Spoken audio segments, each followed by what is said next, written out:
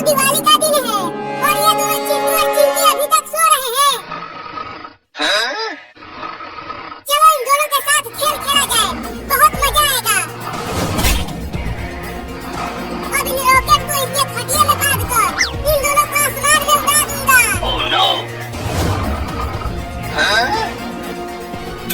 Rocket को तो खटिया में बांध दिया, अब चलता हूँ आग लेकर आने।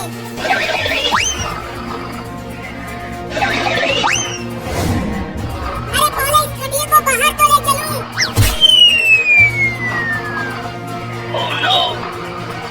अब ऊपर जाकर चिड़ियों के साथ दिवाली मनाना चिंटू और चिंकी। ये लो। अरे बाबू तू ये क्या कर रहा है? चिंटू और चिंकी को ऊपर क्यों उड़ा रहा है? अरे मम्मी दूर ही रहो, पास मत आना, नहीं तो तुम भी उड़ जाओगी। अबे कमीना जल्दी से पानी डालकर बुझा इस रॉकेट को। अरे मम्मी देखो बहुत मजा आएगा। अगर इन दोनों को कुछ हो गया तो तुझे तुम्हारे पापा से बहुत पिटवाऊंगी।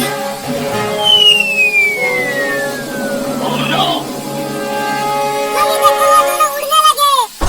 अरे चिंटू और चिंकी जल्दी खटिया पर से कूदो।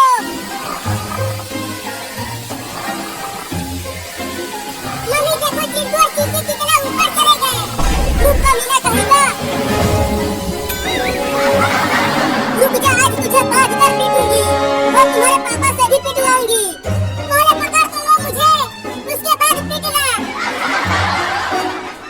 आओ आओ मम्मी, तुम मुझे नहीं पकड़ पाओगी।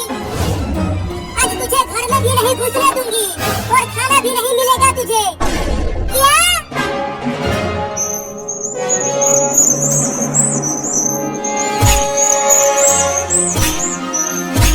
अरे हट जा, कौन है? अरे हट जाना, मुझे सोने दे, कल दिवाली है, खूब पटाखे फोड़ूंगा। अरे हट जा रे, मुझे सोने दे, कल दिवाली है, पटाखे फोड़ूंगा, बहुत मजा आएगा। मम्मी रसमलाई बहुत बढ़िया है, मजा आ रहा है खाकर, और खिलाओ ना। मम्मी मुझे भी रसमलाई खिलाओ ना।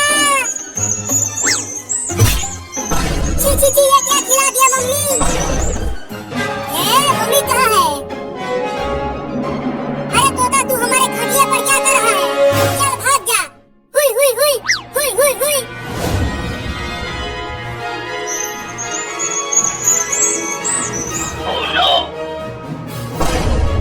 अरे चिंकी उठो और देखो, हमारे घर में चिड़िया भी उड़ रही है। सोने दो। अरे चिंकी जल्दी उठो और देखो, आसपास कितना सुंदर नजारा है। तुम भी सोने नहीं देते हो। अरे हमारे घर का छत कहाँ गया? यहाँ तो सिर्फ आसमान दिखाई दे रहा है। मर गए। क्यों, क्या हुआ चिंकी? नीचे देखो, क्या है नीचे? मम्मी पापा बचाओ। अरे बचाओ रे कोई हमें, हम आसमान में उड़ रहे हैं। चिंकी देखो, किसी ने खटिया के पौवे में रॉकेट बांध कर हमें उड़ाया है। ये जरूर उस पागल बाबू का ही काम होगा, मैं उसे छोड़ूंगी नहीं। बाबू अब तो मुझसे बच नहीं पाएगा।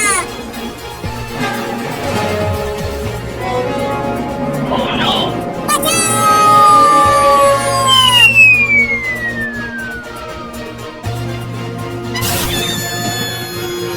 तुम दोनों ठीक तो हो? तुम्हें कुछ हुआ तो नहीं? मैं ठीक हूँ मम्मी, मैं भी ठीक हूँ। बाबू ने तुम दोनों को उड़ाया था, लेकिन बाबू कहाँ है? मैं उसे दौड़ाकर उधर ले गई थी, वो उधर पार्क में होगा। लेकिन तुम दोनों उसे कुछ करना मत, उसे सजा मैं दूंगी जब वो घर पे आएगा। चलो चिंकी उसे पकड़ते हैं, हाँ जल्दी चलो,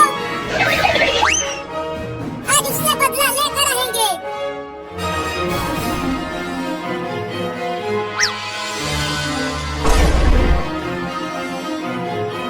देखो चिंकी हो रहा तो मीना बाबू, चुपके से चलो उसे पकड़ते हैं।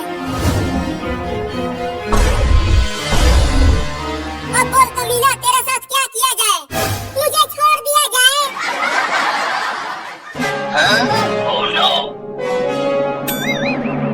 मुझे छोड़ दो चिंटू और चिंकी, अब मैं दोबारा ऐसा कभी नहीं करूंगा। जल्दी आग लगाओ चिंटू, ये बहुत ही बदमाश हो गया है।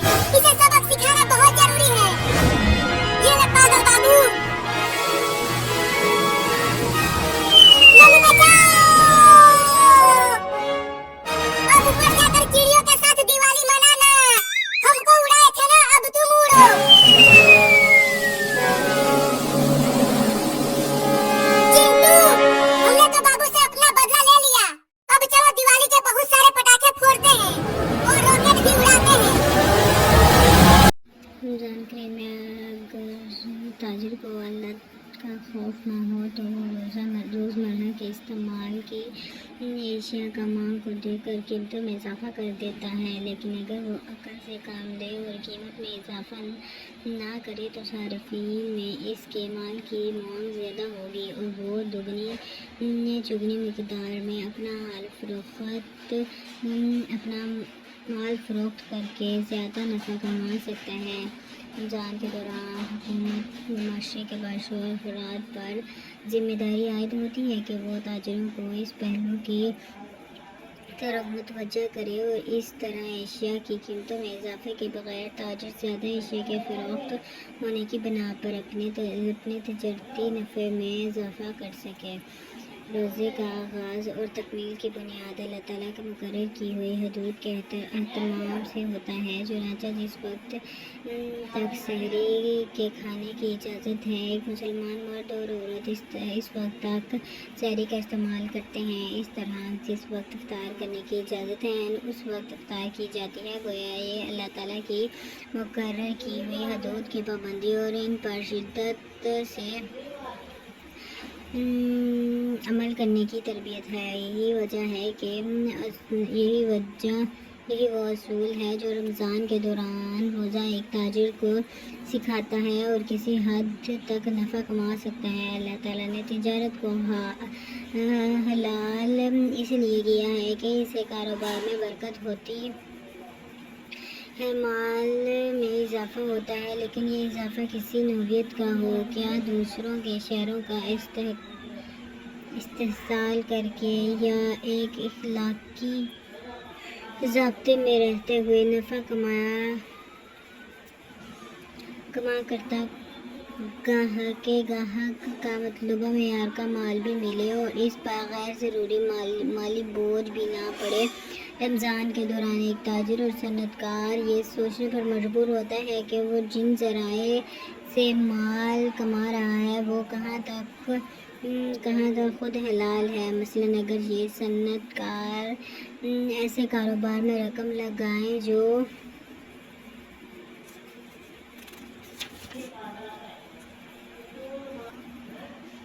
مشتبہ یا حرام ہو، جیسے اسٹاک مارکیٹ میں بازاری لگانا یا معذر صحت مشروبات تیار کر کے فروخت کرنا یا ایسے اشیاء کا استعمال جو فحش اور غیر اخلاقی ہو، یا ایسے ڈراموں کی تیاری کے لیے مالی امداد ہے جو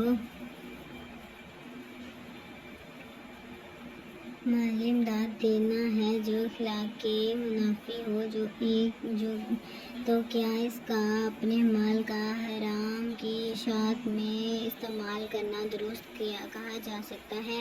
اللہ تعالیٰ کی وحدانیت کا خیال ایسے یہ سوچنے پر مجبور کرتا ہے کہ وہ کم از کم رمضان میں اپنے مال کی حرام ذرائع سے پیدا نہ کرے اور نہ حرام کا کام میں استعمال کرے۔ یہی احساس آگے چل کے رمضان کے علاوہ بھی اسے یاد دلاتا ہے کہ مال کا ایسا کام میں لگانا جو اللہ کی مقرر کی ہوئی حدود کی خلاف ورزی میں شمار ہو، درست نہیں ہو سکتا۔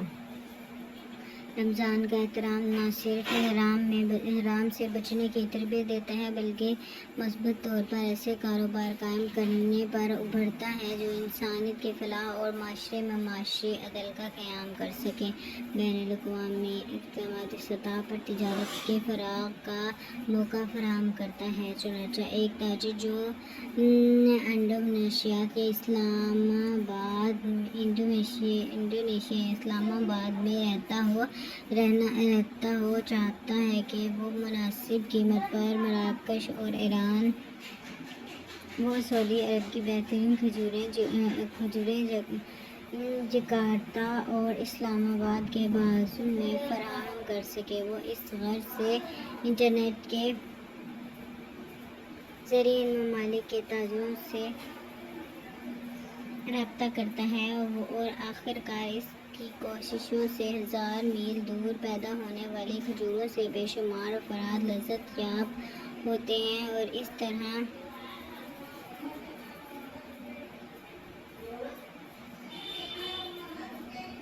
دور دراز کے مسلمان تاجروں کے باہم معاشی تعلقات میں استحکام پیدا ہوتا ہے۔ رمضان کریم میں قرآن کریم کی سماعت اور معافی پر غور کرنے سے ایک تاجر کو یہ احساس ہوتا ہے کہ اسے اپنے معاہدے اور عہد کا پاس رکھنا ہے، کیونکہ اہل ایمان کی صفات میں سے ایک اہم صفت یہ ہے کہ وہ اپنے وعدے کو پورا کرتے ہیں۔ اگر دیکھا جائے تو تجارت اس معاہدہ پر بنی ہوئی ہے۔ ایک گاہک کو سامان دیتے وقت ایک تاجر اخلاقی اور قانونی طور پر ایک ساتھ معاہدہ ہی کرتا ہے کہ جو رقم وہ وصول کر رہا ہو اس کے معاوضے میں جو ایسی سہولت، سروسز اور گاہک کو دے رہا ہو وہ وصول شدہ رقم کے ساتھ جائز مناسب رکھتی ہے۔ ایک ماہ کی مسلسل تربیت اس کی عہد پورا کرنے اور اعلیٰ معیار کی اشیاء فروخت کرنے کی عادت کو پختہ کر دیتی ہے، اور اس طرح روزہ ایسی اچھی تجارتی عادت کی علمی تربیت فراہم کرتا ہے۔ روزہ ایک تاجر کو کاروباری معاملات میں ناپ تول میں کمی نہ کرنے کی تربیت دیتا ہے۔ قرآن کریم سابقہ اقوام کے تذکرہ کے ذریعے یہ بات سمجھتا ہے کہ جب حضرت شعیب علیہ السلام کی قوم نے ناپ تول میں کمی کی، ان کے لینے کے پیمانے اور دینے کے پیمانے مختلف ہو گئے، تو اللہ تعالیٰ نے ان پر عذاب بھیجا اور ان کی قوم کو تباہ کر دیا گیا۔ رمضان اشیاء کو خود نوشی فروخت کرنے والے تاجروں کو خصوصاً یہ پیغام دیتا ہے کہ وہ اپنی کم ناپ تول کی عادت کی اصلاح کریں۔ ایسے ہی یہ صنعت کاروں کو پیغام دیتا ہے کہ ٹیکسٹائل کی انڈسٹری میں ان کے سود کا وزن وہی ہو جس کا معاہدہ انہوں نے اپنے گاہک سے کیا ہے۔ ایک پھول فروش کو روزے یاد دہانی کرتا ہے کہ وہ تولتے میں ڈنڈی نہ مارے، ورنہ اس کے کاروبار کی برکت اٹھ جائے گی اور وہ اللہ تعالیٰ کے عذاب کو مستحق بن جائے گا۔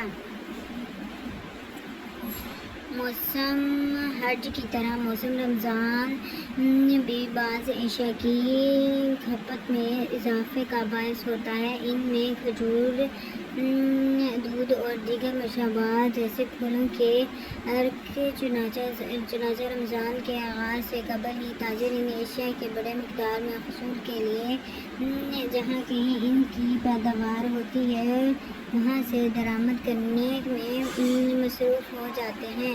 اس طرح عالمی طور پر اشیائے خود نوشی پیدا کرنے والے کی اہمیت فرائی ہوتی ہے اور وہ رمضان کی خصوصی ڈیمانڈ پر مانگ کو سامنے رکھ کر اپنی پیداوار صلاحیت کا تعین کرتے ہیں۔ اس طرح رمضان تجارت اور شکایت کاری میں اضافے کا باعث بنتا ہے۔ پھل اور کھجوروں کی پیداوار کرنے والے زیادہ پیداوار کرنے کے مترادف ہوتے ہیں۔ اس طرح کاشتکاروں اور تاجروں کو اپنی کاروبار کی منصوبہ بندیوں میں آسانی ہو جاتی ہے۔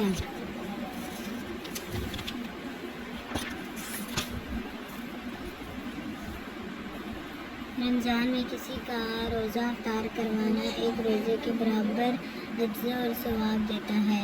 اس سے عام طور پر مساجد اور مدارس میں بڑے پیمانے پر افطار کرنے والے بندوبست کیے جاتے ہیں اور اہل محلہ یا محترم مسافرین کو افطاری اور کھانا کھلانے پر دل کھول کر خرچ کرتے ہیں۔ اس طرح پورے مہینے کے دوران روزانہ ہزاروں افراد کے لیے رضاکارانہ طور پر کھانے کا بندوبست کیا جانا بھی تجارت کو فروغ دیتا ہے۔ رمضان میں معاشی اور تجارتی معاملات میں امانت داری اور صحیح ناپ تول کی عادت کاروبار میں برکت کے ساتھ ساتھ مارکیٹ میں اچھی شہرت اور اعتماد کو بڑھاتی ہے، اور ان دو خصوصیات کے نتیجے میں تجارت کو مقامی، ملک اور بین الاقوامی سطح پر فروغ ہوتا ہے۔ تجارت کا بنیادی اصول اعتماد اور دیانت داری ہے۔ اعتماد داری ایمان اور تقویٰ کا مفہوم یہی ہے کہ ایک شخص اپنے معاملات میں اللہ تعالیٰ کی خوشی کے لیے دیانت کا رویہ اختیار کرنا نبی کریم صلی اللہ علیہ نبی رمضان کریم ان صفات کو نہ صرف پیدا کرتا ہے بلکہ انہیں عادت بنا دیتا ہے تاکہ سال کے باقی حصے میں ان پر مسلسل عمل ہوتا رہے اور طریقہ تجارت کے ذریعے ایک شخص اپنے معاشی معاملات کو اپنے رب کی مرضی کے مطابق بہتر بنا سکے۔ تجارت کا تذکرہ اور قلب کا تذکرہ یہ ظاہر کرتا ہے کہ اسلام میں مادی اور روحانی عمل الگ الگ نہیں ہے۔ ہر اخلاقی تعلیم کو متعلقہ تعلیم ایمان کے ساتھ ہے اور ہر ایمانی مطالبہ انسان کے عمل سے تعلق رکھتا ہے۔ دیگر مذاہبین کے ساتھ اسلام میں روحانیت کوئی الگ چیز نہیں ہے بلکہ معاملات کو اللہ کے بتائے ہوئے طریقے سے کرنے کے نتیجے میں پیدا ہوتی ہے۔ اسلامی تجارت اور معیشت دراصل اخلاقی تجارت اور معیشت ہے جس میں سولر مذہبی اعمال کا تقسیم اخلاقی تجارت اور معیشت میں آج انسان کے بنیادی معاشرہ مسائل کی کمی نہیں ہے بلکہ ان کی غیر عادلانہ تقسیم اور استقلالی معاشی نظام کا پایا جانا ہے۔ رمضان کریم جس قسم کی تجارت اور معیشت کو فروغ دیتا ہے اس میں عدل، دیانت، امانت، سچ اور حقوق کی ادائیگی شامل ہے۔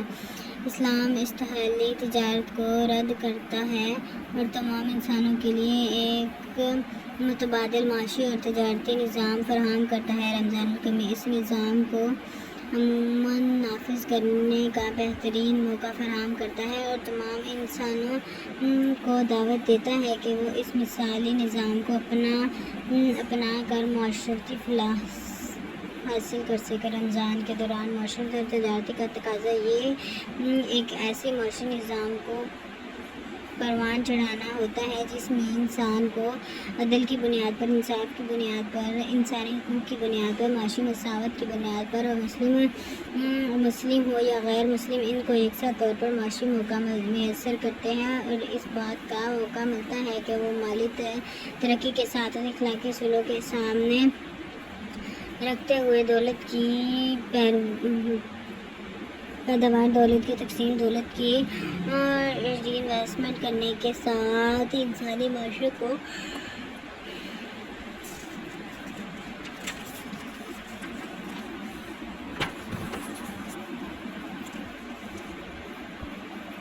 روزہ اور ہماری زندگی پرسکون ایک پرامن معاشرہ بنا سکے۔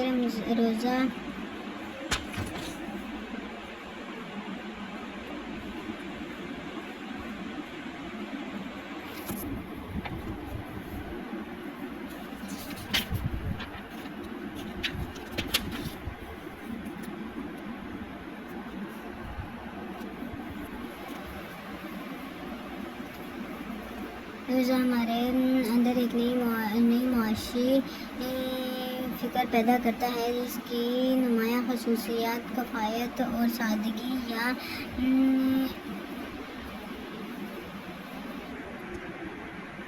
لیکن نمود نمائش اور تشدد اور فضول خرچی نہ پائی جاتی ہو۔ رمضان کا مہینہ سادگی اور معاشرتی فلاح کاموں کی حوصلہ افزائی کرتا ہے اور غیر ضروری تشکین سے روکتا ہے اور ہمارے اندر یہ رویہ احساس پیدا کرتا ہے کہ سادگی اختیار کرتے ہوئے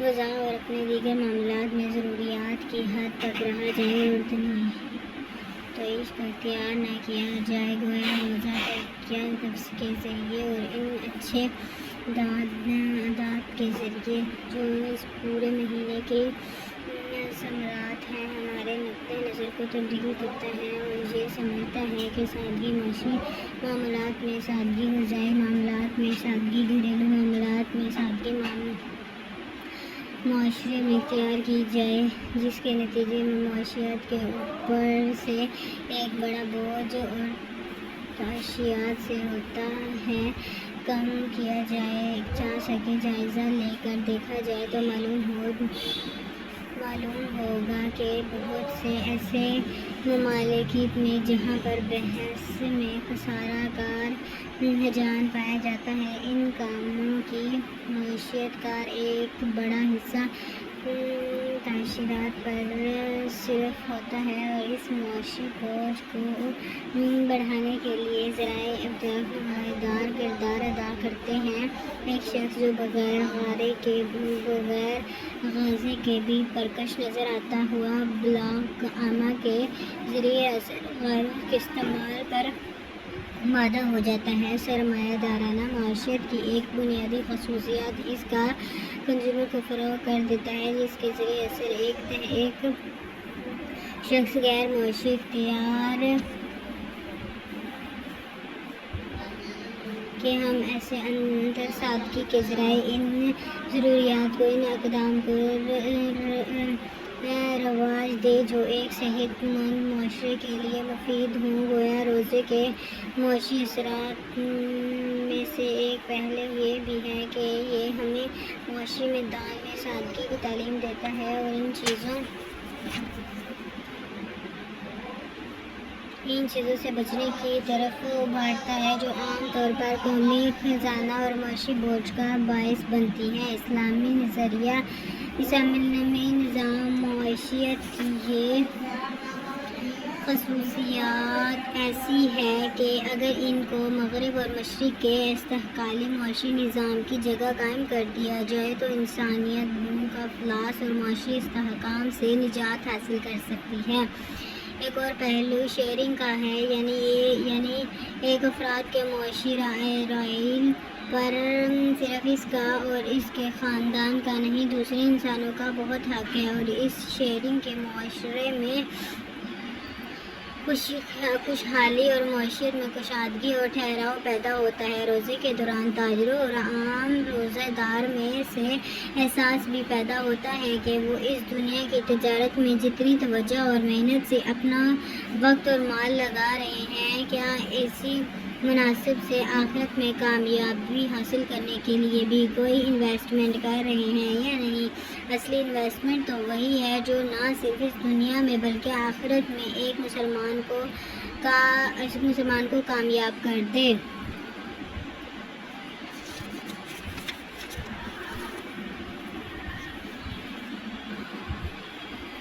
روزہ سیاسی تربیت اور غلبہ دین۔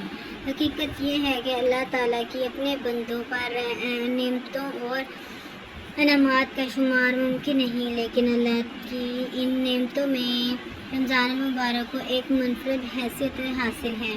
حضور اکرم صلی اللہ علیہ وآلہ وسلم کو اس مہینے کا انتظار رہتا تھا، اور اس کا وہ جس شوق کے ساتھ استقبال کرتے تھے، اس کا احساس اور ذکر خود ایمان افزاد اور اہل کی قدر منازل کو سمجھنے اور اس سے فائدہ اٹھانے کے لیے ممبرز کا کام کرتا ہے۔ اللہ تعالیٰ رجب کا مہینہ چاند دیکھنے کو دعا فرمایا کرتے تھے کہ اے اللہ، ہمارے لیے رجب اور شوال کے رمضانوں میں برکت عطا فرما اور ہمیں رمضان کے مہینے تک پہنچا دے۔ اور پھر جب رمضان کا چاند نظر آتا تھا تو انسان نبی سے یہ الفاظ گویا بن کر سفشاں ہوتے، اے اللہ، ہم پر یہ چاند امن اور ایمان اور سلامتی اور اسلام کے ساتھ طلوع فرما۔ اے چاند، میرا اور تیرا رب اللہ ہی ہے۔ ایک حضرت سلمان فارسی رضی اللہ تعالیٰ عنہ روایت ہے کہ حضور پاک صلی اللہ علیہ وآلہ وسلم نے شعبان کی آخری تاریخ کو ایک خطبہ دیا جس میں رمضان کے ببرکت مہینے کے استقبال کے لیے ہمیں اس طرح تیار فرمایا۔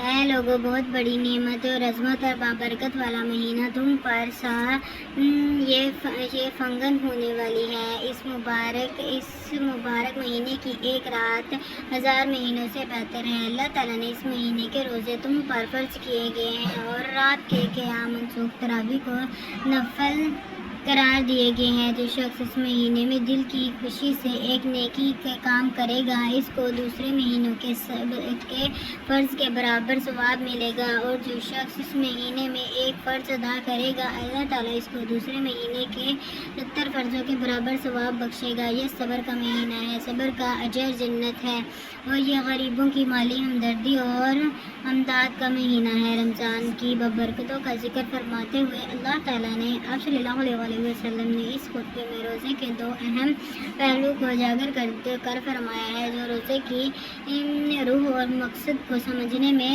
مدد دیتے ہیں، یعنی صبر کا مہینہ اور مواسطہ کا مہینہ۔ صبر کا تعلق بھلائی، حق اور جد عدل پر جم جانے اور استقامت کے ساتھ اللہ تعالیٰ اور روزے کی بندگی کو ہر حال میں ولیت دینے سے یہ اپنے تمام معاملات کو اللہ تعالیٰ کی خوشی اور رضا کے تابع کر دیتے ہیں۔